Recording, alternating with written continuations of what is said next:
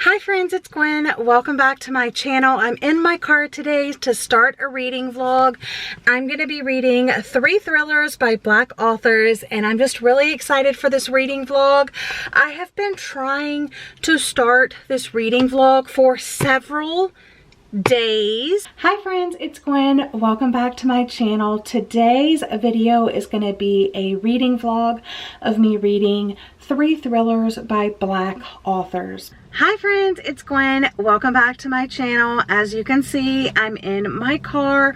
I'm right outside of my chiropractor's office. I do have a chiropractor appointment, but I wanted to start this vlog. I've been trying to start this vlog for 3 days. Hi friends, it's Gwen. Welcome back to my channel. I have a lot to talk to you about, but I have been trying to start this vlog forever, so I need to just start it and get into reading, and then I will kind of just update you on my general thoughts and feelings of why I'm doing this vlog and everything else, etc.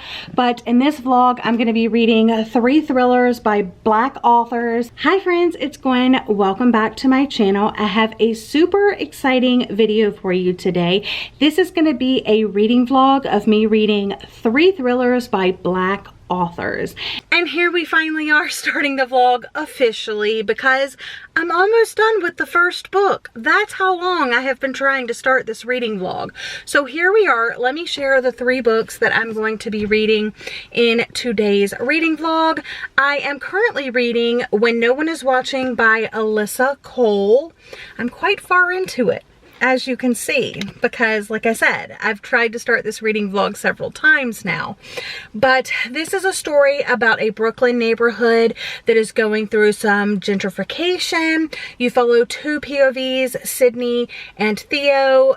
Sydney is a Black young woman and Theo is a white young man, and together they have teamed up to do a little bit of research about the neighborhood and the historical significance of the neighborhood, people that have lived there before, people that live there currently, and all of these weird, strange things are happening. So I'm interested to see how it will end up, but I have quite enjoyed the writing so far, and it's kind of opened my eyes to gentrification in the first place. Like, I obviously know about it, I've seen it happen, but getting it from a different perspective than my own little white bubble, it really has opened my eyes. The next book is The Perfect Ruin by Shanora Williams. This is about one woman that used to have it all, that no longer has it all, and she notices Lola Maxwell, a mega wealthy socialite, and she wants to take away all of that woman, like everything that Lola has, she wants to take it all away. Something like that. Very excited for it. Just going to kind of go in semi-blind.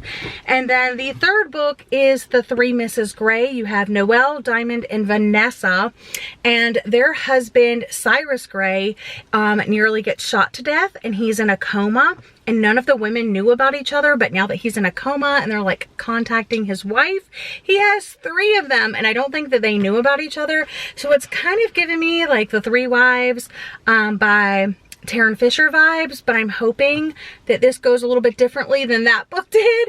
But anyway, yeah, I'm really looking forward to that. So these are the first 3 books that I'm going to be reading. I'm hoping to do a part 2, maybe a part 3 of reading thrillers by Black authors. At the end of March, I was looking over some of my reading stats and checking in with my reading goals, and I noticed a severe lack of diversity. And you guys know I love J.P. Delaney, Riley Sager, Samantha Downing, Lise Jewell, Ruth Ware, but all of them are white, and that's fine. I enjoy them, I enjoy their stories, but I also need to make a conscious effort that I'm not just picking up the same authors over and over again. So that's why I did a little bit of research, a little bit of Googling, like thrillers by Black authors, because I feel like when I do read diversely, especially for Black authors, it's usually romance, which is fine. I love romance too, but I also love a good thriller. So I did a little bit of research, put a whole bunch of books on hold at my library, some new releases, some backlist titles, and I'm just really looking forward to reading all of them. So like I said, this will probably be the first of at least 2 videos that I'm hoping to do. Some I have on my shelves, some from my library. I also did the author taste test of Rachel Housel Hall, and I'm also hoping to do a author taste test of Cate Holahan. Yeah, so I'm just looking to add some diverse titles to my channel, to my reading, and maybe learn something, you know? One thing that I think about when no one is watching, it's kind of important to know what gentrification is. Definition, according to Google: the process whereby the character of a poor urban area is changed by wealthier people moving in, improving houses, and attracting new businesses, typically displacing current inhabitants in the process. So what this means is that poor neighborhoods, people living in low income areas, when the city wants to revitalize an area, they go and they buy out these people to bring in new businesses, wealthier people. The problem is that there are less and less places for those people to go. So while they may have got a great payout for their house, where are they supposed to go and live now? It's not like all of a sudden they have an influx of money or a better paying job and things like that. So it's common, and it is also very controversial in urban politics and planning. So yes, one picture that is on the internet is, now that the neighborhood is nice, where do I have to move? So that is a very big thing. So while it's nice to see revitalization and stuff like that, when you're displacing people, that's when it becomes a problem. So those are the themes and topics explored in this. Yeah, so it's kind of eye-opening. I'm definitely viewing it from a different lens than I'm used to seeing things from. So that's interesting about this. I like the characters, Sydney and Theo. I like that they have this little like, what did they call it? Like a code word, that if he's being too like white or something, or if he's being too, I don't know, but it's howdy doody. I think that's just so funny. Just finished reading When No One Is Watching by Alyssa Cole, and these are my unprepared thoughts, what is it? I'm kind of like, I literally just closed the book and I want to share my thoughts with you. I'm rating this story 3 out of 5 stars. I really did enjoy the writing and the characters and the story and the plot. However, at the end, it did just become a bit unbelievable, a little too vigilante. But yeah, I really did enjoy the overall story and the message and pretty much everything about it. It reads very, very quickly. I wish that there would have been like a little bit more romance between Sydney and Theo. And I also wish the epilogue would have talked more specifically about what Sydney and Theo were gonna do next. But yeah, overall, I really enjoyed it. And now I just have to decide what I'm gonna pick up next. And as soon as I know, I'll let you know.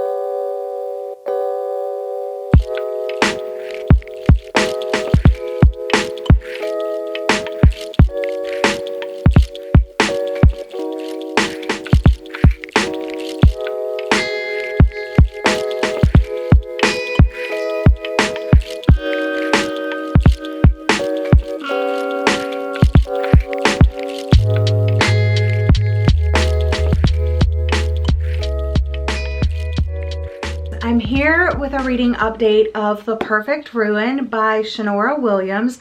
Started this last night while I was cooking dinner, and then I took a long break because I was doing a binge of All of Us Are Dead with my patrons. My Patreon is linked down below. We do movie watches, there's bonus episodes. There's special exclusive videos over there. You get milestone pins for how many months or like a year of supporting me. It's a great time over there. It's a great group of ladies. I would love to have you guys join. There's a Discord, all of that. All the details are over on Patreon. So just skip over there, check it out if you're interested. It's $5 a month. I only have the one tier, and I think it just keeps it nice and simple that way. That way everybody receives the same thing and there's not like this hierarchy, you know? I may add another tier later on, like in another few years or something like that. But for right now, $5 a month for some pretty awesome content. Content that other creators are definitely charging more for. So there's that. Anyway, reading update. So I didn't get too much time to read. I made it to chapter 6, page 38 though, and it's just kind of setting the groundwork for the novel. You have Ivy, who is in therapy, and something happened in her past, and I'm not sure what it is, but she got the name of the person responsible from her therapist. Her therapist somehow had this name, and it was Lola Maxwell. So she has relocated to Miami, and she has a plan for revenge, and she is writing her therapist telling her, look, I'm going to tell you everything that happened. And so very, very interesting. She's first cozying up to Lola's husband, who is a plastic surgeon, and now she has met Lola at like a kickboxing class. And then Lola has this like charity that she's always looking for volunteers for, and Ivy gets like in that, I'm thinking. So I'm just interested to find out what the thing that happened in Ivy's past is, how Lola is connected, and how she enacts her revenge. But I'm wondering if I'm gonna hold out like the entire book to find out what happened to Ivy, and it's not gonna be like worth it. It's not going to be that bad of a thing that actually happened. I have not updated on my book The Perfect Ruin in a while, and it's time. For starters, I didn't read anything this weekend. Not one page was read on either Saturday or Sunday. So there's that. So here we are Monday, and I have jumped back in. I've made it a little bit further. I am currently going into chapter 13, page 109. It has about 350 pages, 326, sorry, 326 pages. This isn't engaging enough to make me want to read it, to make me want to pick it up. Okay, so as I was saying, I think that I mentioned this earlier, but I kind of wish I knew what she was trying to get revenge about. Maybe that would have me more invested if she actually gets revenge, if these people deserve to be, you know, put through whatever they're about to go through with this plot of revenge. But right now, I'm just in the dark about everything, and I'm over 100 pages in. I'm on page 109, and I just don't know anything. I know that she keeps saying things like, I was done playing games, letting her think she had the upper hand. Blank was a flaw in my perfect plan, and it was time to get her out of the way. Okay, you keep saying things like that, but like, when are we actually going to see anything happen?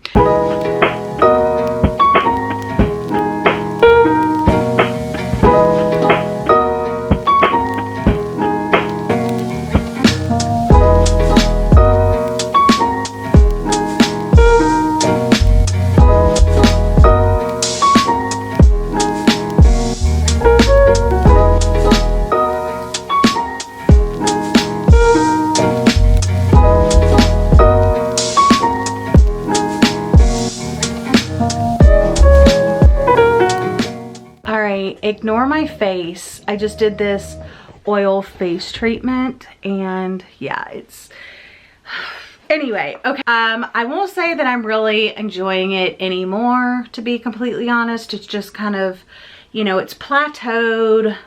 The story's just kind of going here, and I wish it would go like this, but it's not. Anyway, the first part of this book is all told from Ivy's perspective. She started off wherever she started the story, I don't really remember, but now she's in Miami and she's like enacting revenge on Lola, and she's kind of writing these letters to her therapist. So she's kind of like, it's written as if she has done the thing and she's writing it to her therapist, like after the fact. But I just got to part 2, start of the ruin. At least I'm getting another perspective though. I finished, and I'm gonna rate this book 2 out of 5 stars. Don't know if I will pick up anything else by this author. I think she writes a lot of romance. I'm not really sure. I haven't looked into her backlist, but she does have a lot of books out. Yeah, this was just a hot freaking mess. All of the characters felt very like one-dimensional. I wasn't rooting for anybody because I didn't know what the revenge was all about from the beginning.